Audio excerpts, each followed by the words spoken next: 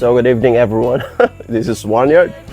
Here we are in our yard itself. It's ating bakuram. So tonight's episode is just a real talk or casual talk with me. So what I'm holding here is the lettuce. Puno ko sa garden. Naparami natin ganito actually. Sa kasalukuyan, yung mga tanim nga natin sa ating yard ay talagang hinihintay na natin tulad ng cabbage, carrots, onion. Meron naman na nakukuha pero hindi pa siya ganun kalaki. Peche Baguio. Sa isang banda, nakakatuwa rin sa ating sarili na meron tayong hinihintay na ane. Itong mga gulay na to, and then this pomelo ay galing sa ating garden. So, kinakain natin. So, watch out first kung paano ko prepare itong handa natin ngayong gabi. Watch this.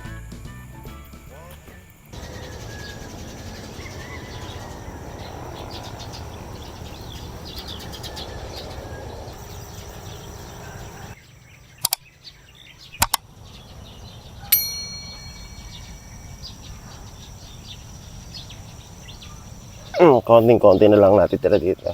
Siguro mga 25% na lang ng tanim nating lettuce ang narito. Siyempre, araw-araw natin kinakain. Ano natin lahat? Nakikita lang na ilalan pa. Mga 3 araw siguro. Okay na to. Okay.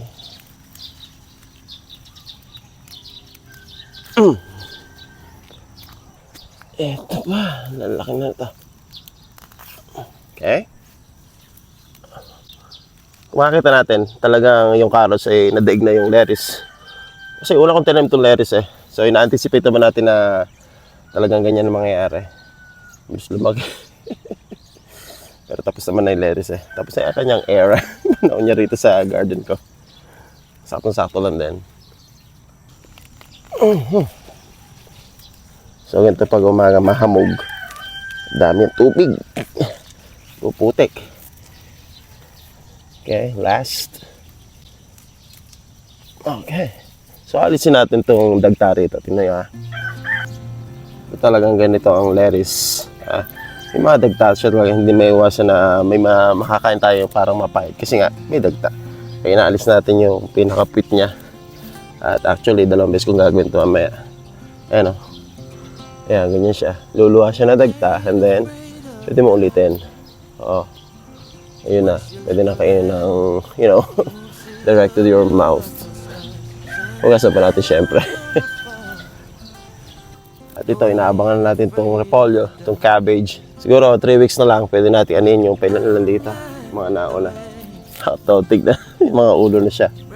Hindi pa lang siya. So ito mga nasa harapan ko, ito yung 3rd batch na ng lettuce. Itong amihan season. Ayan, panibago na naman. Pero ito, nakatanim na rito. At itilipat natin itong mga silya na to sa masunod na araw. Busog ako sa lettuce. Asawa nga. At dito sa kabila, pupunta naman tayo dito. Mas maraming tanim ako rito eh. Itong mga kambing ko, hindi pa lumalabas . Okay, you may now. You're now free.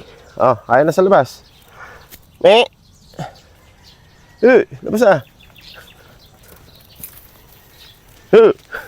Alaga ako. And this is now the portion of my garden. There are a bunch of onions. Yan, laki na niya. Yan, isa sa mga bunga niyan. Mga 2 weeks pa bago anihin. Alright, I have 3 plots of onion here. Isa, balik tayo. Alright. So, there they are. And, yan. Iba-ibang mga tanim, sili. And, this is the most wonderful sections of my garden. Wala nyo ko na to. So, talagang nagwawala yung dahon niya. Ito yung Chinese cabbage or, you know, repolyo Baguio. Laki. Nakaka-amaze yung tingnan. And then, sa tabi lang niya, hindi lettuce eh. Yun, natatanim lang. And I have here cabbage. And next to pick is tomato. That's tayo.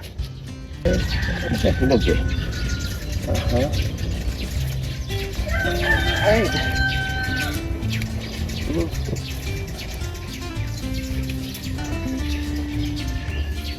Siyempre, ang gusto ko rito yung kinakain ng pilaw.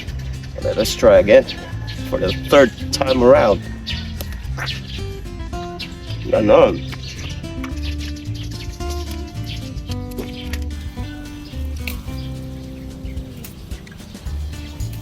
At dito ka matutuwa sa mga bunga ng pakwang ko. Yan. Sino ka siya? Sinlaki na siya halos ng basketball. Okay? So let me show you what is the biggest.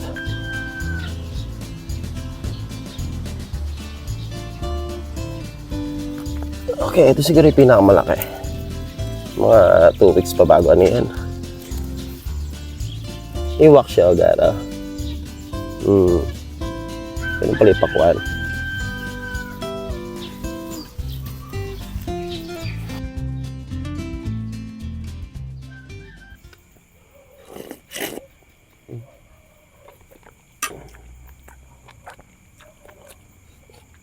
Next try. Say hello. And then ito, kinaaliwan ko talaga itong star fruit na to. So, ba't nga ba sinabing star fruit? So, we'll figure it out. So, pag hiniwa ko siya, ayan o. Ito yung kinuha ko nung kahapon. Oh, makikita niyo. Looks exactly like star. Ayan o. Kaya star fruit. Pero, ang pagkain talaga dyan, pinapangos. Ay, pangos. Ganyan lang.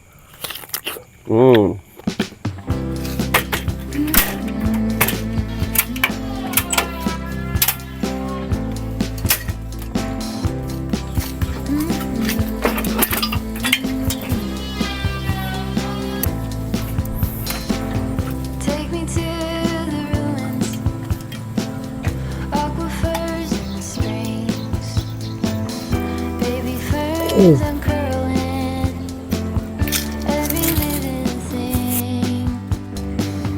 Be to me a mother, both hands on me. Show me faded color, fields of chamomile. All at once in a dream, we are Grabe siya.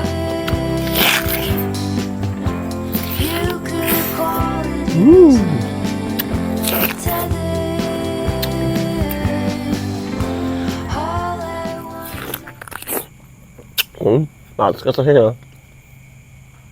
Yan. Talagang star fruit. At ito isang napakalaking pomelo. Yung ulo ko. So sa tagal-tagal ko na nagtatanim ng mga gulay, ang pinakamamangha ko ngayon na tanim ko, na hindi ko akalain na lalaki ng gano'n, napakalusog, napakaganda. Yung para bang talagang tanim ng mga magsasaka sa Benguet, yung Pechay Baguio.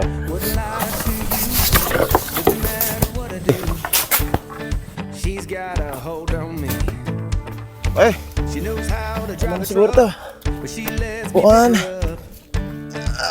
Bigat. Two.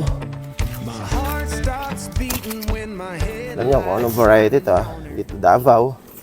Dito Cebu. Dito Baguio. Variety ba sa Baguio? Anyway, matamis talaga itong aking suha eh.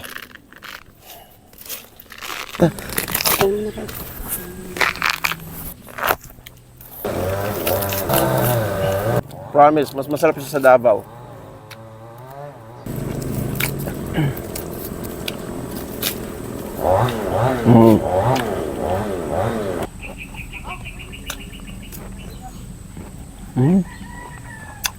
Tamis. Napakalaki na ng suha natin eh. Para siyang basketball eh. Alright. There we go. Hindi yata kaya. Sabi hagdan natin. 1, 2, 3. Oh. Look how big this is. Wala pa Kaya taas sa ulo ko. Hilog na siya.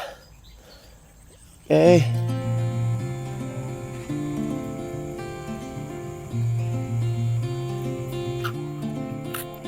So I hope you enjoyed this episode. So antabi kayo sa mga happening sa aking yard. And this is One Yard, always on my beautiful yard. Subscribe. Once you let the light in, you won't see the beautiful.